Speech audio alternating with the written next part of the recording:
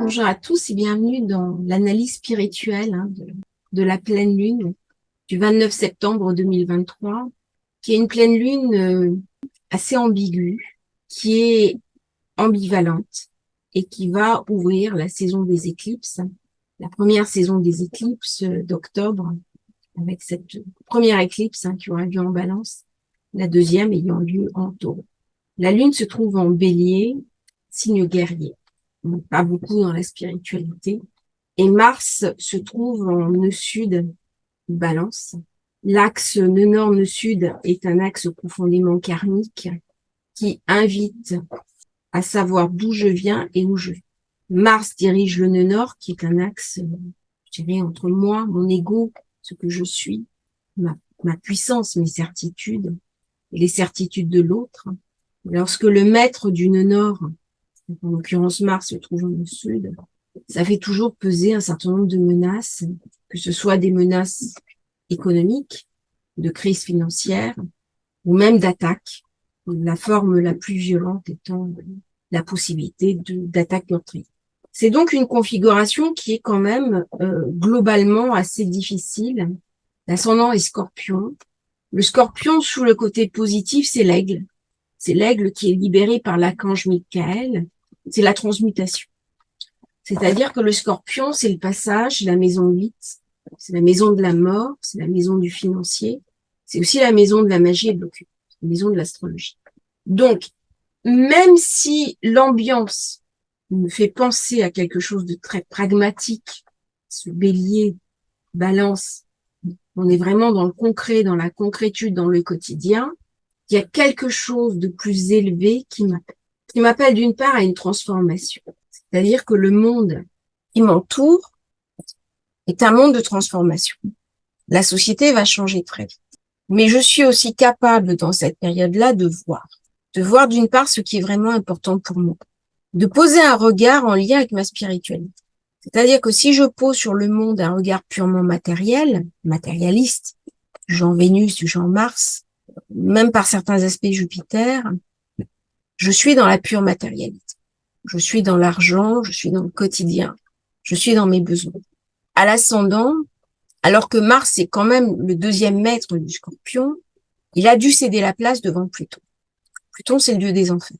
Ça me fait penser à un mythe où on dit que les démons, à la fin, vont être réincorporés dans l'arbre originel.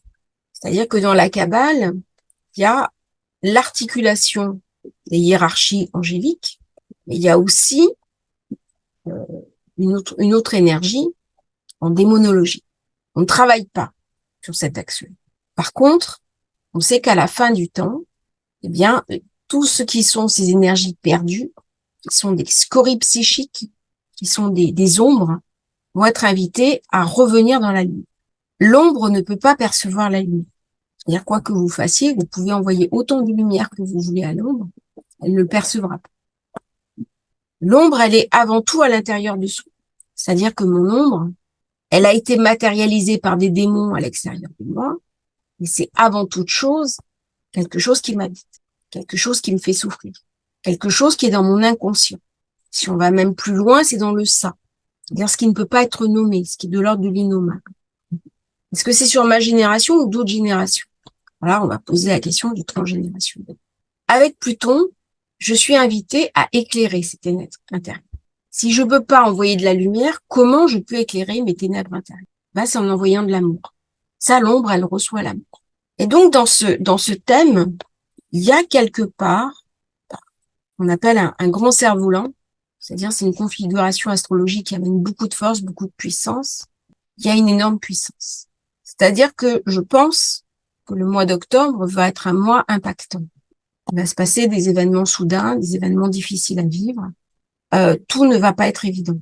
Mais par contre, je suis invitée à titre personnel à trouver refuge en moi et me connecter sur ma propre spiritualité.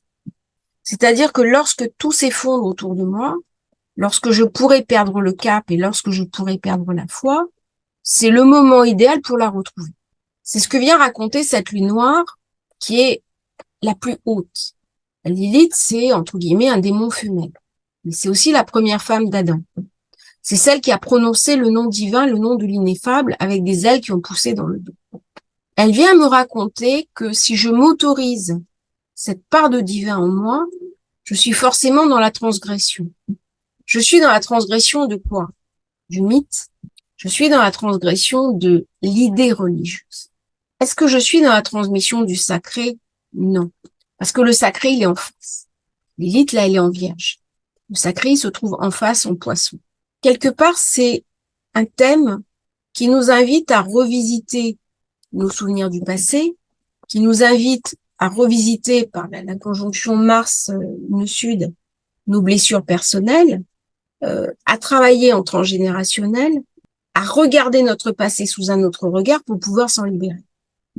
Alors j'écoutais un philosophe tout à l'heure qui disait le passé on peut pas l'oublier. Justement si c'est le passé c'est que c'est obsédant. C'est vrai et c'est pas vrai. C'est vrai pour certaines choses, mais je me suis aperçue, si je prends mon propre cas, que à un moment donné je me suis détachée du passé. Et c'est justement dans la capacité à vivre dans le présent et se projeter sur l'avenir qu'on va découvrir quelque chose d'un trésor intérieur qui est une forme de joie. Il y a un carré Pluton-Mars. Pluton-Mars amène une certaine forme de souffrance. C'est-à-dire que quand je regarde ma blessure en moi, quand je lèche ma blessure en moi, il y a toujours quelque chose de douloureux. Il y a toujours quelque chose à évacuer. Si vous avez un abcès, on va crever l'abcès, on va le faire sortir. On va recoudre pour guérir. C'est douloureux. C'est pas facile. Quand j'ai une opération, c'est pas facile.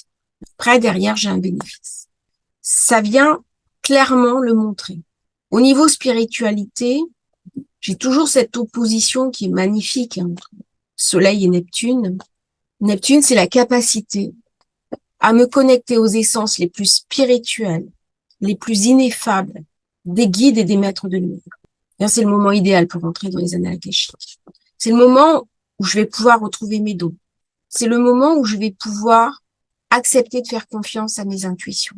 C'est le moment où je suis partagée en deux quelque part entre ma vie réelle et ma vie spirituelle. On n'est pas encore dans la réunification. La réunification, elle va venir après. Mais là, dans ce thème-là, on nous invite à regarder ce que je suis, regarder ce que j'ai été, pour aller quelque part vers la projection de moi-même en tant qu'être complet et être spirituel. Il y a une très belle ambiance avec la conjonction d'une Nord et de Chiron. Chiron, c'est l'initiateur, c'est le guérisseur, c'est aussi le chaman. Ça veut dire qu'il y a capacité pour chacun d'entre nous à venir trouver le chaman en soi, et c'est lui qui va nous amener à guérir. C'est-à-dire dépasser nos blocages du passé, dépasser nos enfances traumatiques, dépasser nos mémoires traumatiques, dépasser même notre transgénérationnel traumatique. Parce que si je reste dans les fantômes du passé, eh ben, quelque part, je vais louper mon présent. Je vais louper ce que je dois faire dans l'ici et maintenant. Et quelque part, Chiron au nord vient raconter un enjeu. Où j'ai conscience en profondeur de cet enjeu, ou je le refuse. On est dans la construction de soi.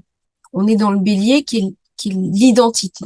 Je vais pas parler d'ego parce que l'ego, il y a mauvaise image de l'ego, mais on est dans l'identité. C'est-à-dire que si je ne sais pas qui je suis, je ne peux pas me définir complètement comme un être spirituel. C'est le Gnotisauton, hein, le temple de Delphes à l'entrée. Connais-toi toi-même. Bien dans le message Chiron le Nord, il y a une invitation à aller vers soi.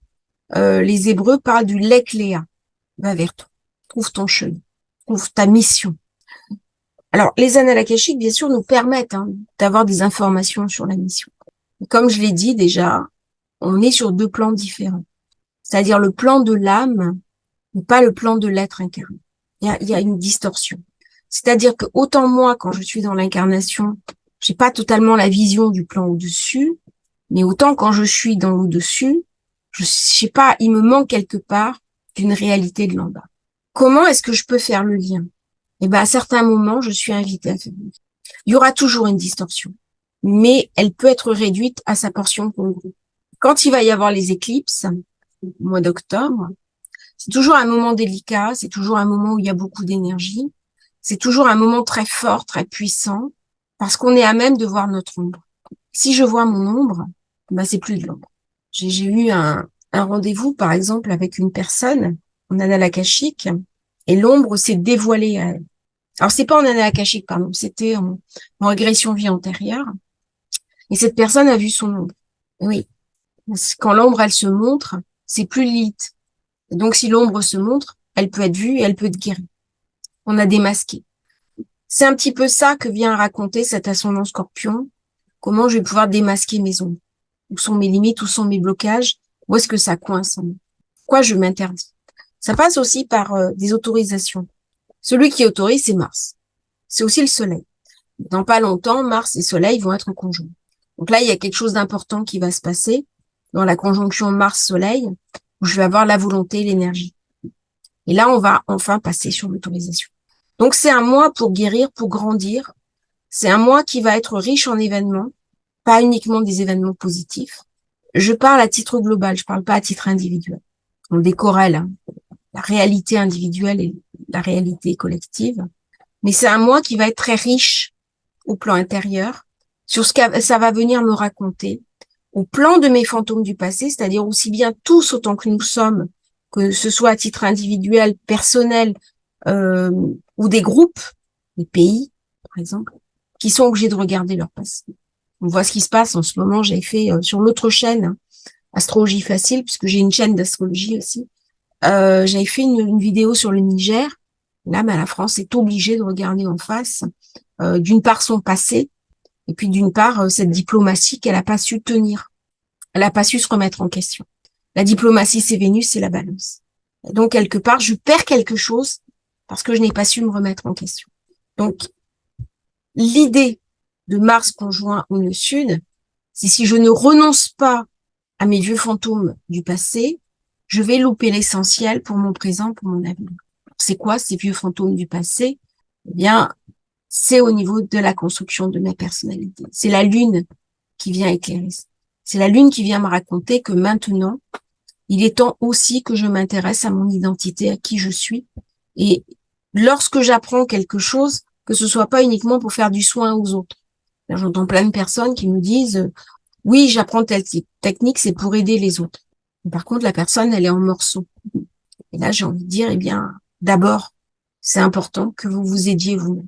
C'est-à-dire, avant l'idée d'apporter aux autres, il faut aussi se guérir soi-même, se soigner soi-même. Voilà. J'espère que cette vidéo sur la pleine lune du 29 septembre 2023 vous aura intéressé. Je vais faire maintenant la méditation qui va être transmise en même temps que cette analyse de la pleine lune.